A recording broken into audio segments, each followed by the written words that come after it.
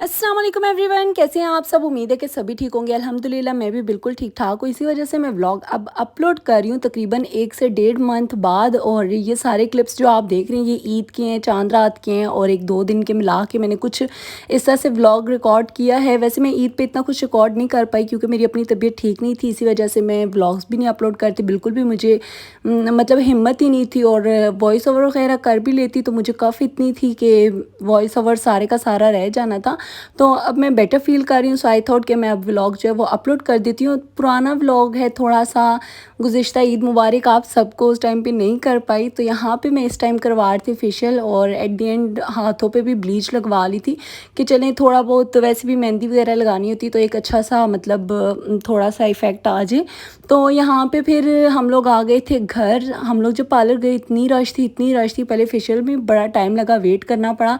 इसके बाद फिर मेहंदी का जब टाइम आया तो इतनी रश थी, मैंने कहा हाँ तो वैसे ही 2-2.5 घंटे और लग जाने और तकरीबन यहाँ पे 11:30 तो बज चुके थे। तो मैं घर आई, मैंने जल्दी जल्दी से पहले बच्चों को ये फजूल सी मेहंदी लगाई और इसके बाद फिर मैं अपने लिए ना वहीं से लेके आ गई थी जो स्टिकर्स से आजकल आए हुए हैं वो लगा लें और उसके ऊपर बस वैसे ही ना ऐसे मेहंदी को ना लेप टाइप करके लगा लें तो वो बड़ा अच्छा सा ना डिज़ाइन भी बन जाता है और क्या कहते हैं कलर भी आ जाता है। अच्छा, डिज़ाइन का ये कि उसमें जब भी बंदा ले ना तो टिक्कियाँ वगैरह ले ये इधर उधर की फूल बूटियाँ जो बनी हुई होती है वो वाले डिज़ाइंस बिल्कुल भी ना लें। अच्छा, जब मैं यहाँ पे इन लोगों को मेहंदी लगा रही थी इस टाइम पे मैं थक चुकी थी। एक तो वहाँ वेट कर के पार्लर में और कुछ देर खड़े भी होना हो रहा था क्योंकि जगह ही नहीं थी बैठने की। और उसके बाद जी फिर घर आके एक को मेहंदी लगाई, दूसरे को। अच्छा, यहाँ पे मैंने एक के हाथ पे लिख दिया था बाबा की रानी, एक पे लिख दिया था मामा की लाडली, कुछ इस तरह करके मैंने लिखा। तो यहाँ पे ना इनका मूड ऑफ हो गया था कि नहीं हमें ये नहीं लिखवाना, ये लिखवाना था, मतलब अपना नाम लिखवाना चाहती। मैंने कहा माशाल्लाह से आजकल के बच्चे भी ना अच्छे खासे तेज़ तराज हो गए हैं। अच्छा, यहाँ पे जो मेहंदी शहंदी लग रही थी आप ही बैठी हुई थी तो भाई आया कि भाई नाई के पास तो बड़ी रश है तो मेरा भी ना फेशियल वगैरह कर दो। तो हम लोग इसको घर पे फेशियल कर रहे थे और मैंने फिर थोड़ी सी ना वीडियो रिकॉर्ड कर ली थी और ये कुछ क्लिप्स भी आगे पीछे हुए हुए हैं। अच्छा, नहीं आगे पीछे नहीं हुए, मेरी आप ही की चूड़ियाँ रह गई थी, मम्मा की रह गई थी तो हम लोग फिर करीब ही गए थे, वहाँ से हम लोगों ने चूड़ियाँ वगैरह ली। इसके बाद यहाँ पे हम लोग चिज्जी शिज्जी लेके आ गए थे, कुछ इमलियाँ थी, पापड़ थे, टॉफ़ी थी, लॉलीपॉप्स वगैरह ये सब कुछ लेके आए थे। और यहाँ पे बच्चे अपनी अपनी चिज्जी उठा रहे थे। इसके बाद मैं आप लोगों को स्टिकर्स दिखाती हूँ जो मैं स्टिकर्स लेके आई थी। ये वाले जो हमने हाथ पे लगाए ना ये बिल्कुल भी अच्छे नहीं थे और मेरा तो फिर भी डिज़ाइन थोड़ा बहुत समझ में आ रहा था। जो छोटी सिस्टर ने लगाया ना, ये मैं लगा के दे रही हूँ उसको, उसका तो बिल्कुल भी डिज़ाइन ठीक नहीं था। और जो नीचे आप स्टिकर्स देख रहे हैं ये वाला डिज़ाइन अच्छा था, टिक्की वाला नज़र भी आ रहा था और पता चल रहा था कि भाई कुछ लगाया हुआ है। यहाँ पे ना मुझे ऐसे लगता है कि ये रीयूजेबल नहीं है। इनको जैसे आप लोग लगाएं, मेहंदी लगाएं और 5-10 मिनट बाद इसको ना स्टिकर के साथ ही वॉश कर दें। वैसे भी स्टिकर जो है वो सेकेंड हैंड पे नहीं यूज़ कर सकता इंसान।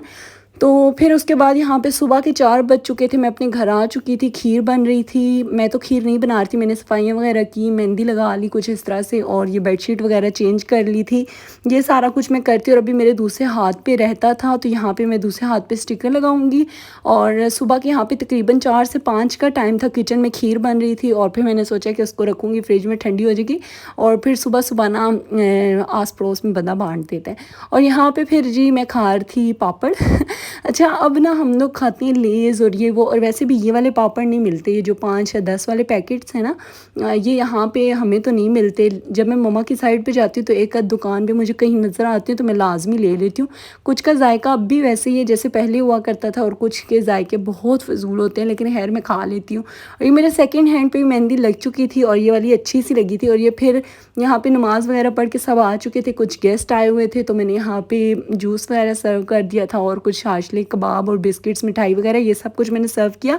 और पहले दिन मैंने कुछ भी रिकॉर्ड नहीं किया, जो मैं रेडी हुई कुछ भी नहीं रिकॉर्ड किया। मेरा ना सारा दिन नींद में गुजरा और उसके बाद मेरी तबीयत ख़राब थी। फिर मुझे जहाँ जहाँ जाना था मैं रेडी होके वहाँ पे गई और अभी मुझसे बोला नहीं जा रहा, मेरा सांस उखड़ है। अच्छा, फिर ये सेकंड डे कि थर्ड डे है, खैर 24 अप्रैल की ये वीडियो है। मामा की तरफ से मैं आ गई थी और नाश्ता मामा की तरफ किया था, चाय और रस मैंने खाए थे क्योंकि मेरी तबीयत नहीं ठीक थी। यहाँ पे खाना बन रहा था और खाने में सिर्फ मटन ही बनाया था और किसी ने सब ने कहा कि हम लोग बिरयानी और ये सब कुछ खा पी के थक चुके हैं तो हमने कुछ भी नहीं खाना।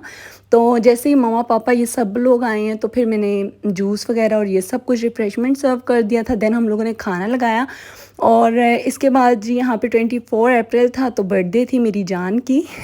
यहाँ पे ये एंजल है, मरवा एंजल, इसकी बर्थडे थी, हमने सेलिब्रेट करनी थी। तो यहाँ पे मैंने सारी पिक्स जितनी भी मेरे पास थी ना, जितनी भी मेमोरीज़ हैं वो सारी मैंने टेबल पे रखी और सारी तो नहीं, खैर टेबल पे पूरी नहीं आ रही थी तो मैंने कुछ रखी और कुछ जो है वो मैंने साइड पे सोफ़े पे रख दी थी। और इसके बाद हम लोग यहाँ पे केक कट करेंगे। आयमा मायरा भी आई हुई थी और बस मैं आयमा मायरा हम लोग इस तरह से केक कट करेंगे और हैप्पी बर्थडे मरवा एंजल। काफ़ी टाइम बाद वॉइस ओवर कर रही हूँ और मुझसे बोला भी नहीं जा रहा और ये टाइम बहुत अच्छा था, हम सब ने बहुत सेलिब्रेट किया सब कुछ और खाना खाया, केक वगैरह कट किया। इसके बाद किसी की भी गुंजाइश नहीं थी कि चाय शाय पिए तो हम लोग बस रेडी हुए थे। अच्छा, केक कट करने से पहले ही 5 मिनट पहले ही मैं रेडी हुई थी। यहाँ पे मेरी तबीयत ठीक नहीं थी, बस मैं ऊपर ऊपर से ही कह लें कि रेडी शेडी हो रही थी और इसके बाद मैंने सोचा कि अब हम लोग मामू की तरफ होके आ जाते हैं। फिर हम लोग चले गए थे नाना अब्बू की तरफ ईद मिलने के लिए। आप सब लोगों से मेरी रिक्वेस्ट है कि मेरी नाना अब्बू के लिए ढेर सारी दुआ किया करें और हम लोग जब भी जाते हैं बहुत अच्छी अच्छी बातें करते हैं, समझाते हैं बहुत कुछ और दुआएं भी देते हैं। अच्छा, मैं तो जब भी जाती हूँ ना, अभी मैं तीसरी चौथी दफ़ा जब गई हूँ तो जब भी मैं जाती हूँ मुझे यही कहते हैं कि मरियम हो ना, अभी तुम्हें ही याद कर था, बहुत दुआएं दे रहा था। तो मैं बड़ी हैरान होती हूँ कि मेरे जाने से पहले ही वो मुझे याद कर रहे होते हैं। और ये मेरा बॉर्जन का बैग था जो कि मैंने आप लोगों को लास्ट ब्लॉग में दिखाया भी था। मज़े की बात ये जो इसका हैंडल है ना वो टूटा हुआ है और मुझे पता ही नहीं चला और अभी तक मैंने चेंज भी नहीं करवाया। इंशाल्लाह अब मेरा जब भी चक्कर लगेगा ना तो चेंज करवाऊंगी। खैर मैं 1-2-3 दफ़ा तो जा चुकी हूँ बट मैंने अब तक इसको चेंज ही नहीं करवाया, याद ही नहीं रहता। चेंज तो नहीं, खैर वो रिपेयर करके दे देंगे। और इसके बाद हम लोग पहुँच गए थे नाना अब्बू के घर। अच्छा, बैग को ना मैंने क्या किया, टेप शेप लगा के हैंडल फिक्स कर दिया था और जब मेरी मामी उठाए तो वो बैग उठाया ही ना जाए तो मैंने बताया कि भाई इसका हैंडल टूट गया, मैंने टेप से फिक्स किया हुआ है और मैं चेंज करवाऊंगी। और ये रहा जी ईद का आई थिंक 4th डे जो कि मेरा हॉस्पिटल में गुजरा था।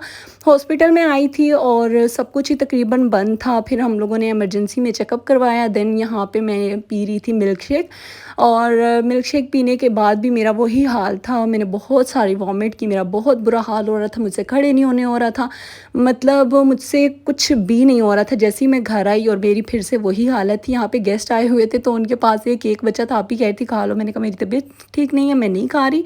और अब कोशिश करूँगी कि मैं व्लॉग टाइम पे डाल लूँ। और आप लोगों ने बहुत सारे मैसेजेस किए थे, कमेंट्स वगैरह किए थे, मैंने साथ साथ रिप्लाई भी दिया था। और बस यहीं तक था आज का मेरा व्लॉग। पसंद आए तो लाइक शेयर सब्सक्राइब कर दीजिएगा। मिलूंगी नेक्स्ट व्लॉग में, अपना ख्याल रखिएगा, अल्लाह हाफिज़।